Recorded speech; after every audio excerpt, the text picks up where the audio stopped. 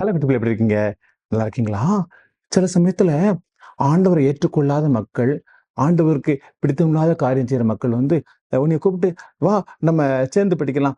வா நம்ம அ ஒண்ணா உட்கார்ந்து விளையாடலாம்." அப்படின்னு கூப்பிட்டாங்கன்னா, நீ ஆண்டவரை ஏற்றுக்கொண்ட பிள்ளையாக, அப்படிப்பட்ட காரியங்கள நீ அவாய்ட் பண்றது நல்லது. அதுக்காக மற்ற பிற மத குழந்தைகளோட பழகக்கூடாதுன்னு சொல்ல வரல. ரொம்ப ஆழமாக ஐக்கியம் கொள்ளக்கூடாது. ஸ்கூல்ல எல்லாரும் இருப்பாங்க. கலந்து பேசி தான் ஆகணும்.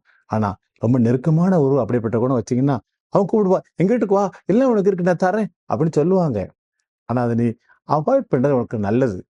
ஆண்டவர் பிள்ளைகளோடு ஐக்கியம் கொள்றது உனக்கு ஆசீர்வாதம். சரிங்களா? பாய்.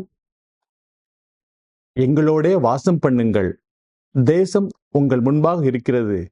இதிலே குடியிருந்து வியாபாரம் பண்ணி பொருள் சம்பாதித்து அதை கையாண்டு கொண்டிருங்கள் என்றான். ஆதியாகமம் 34:10.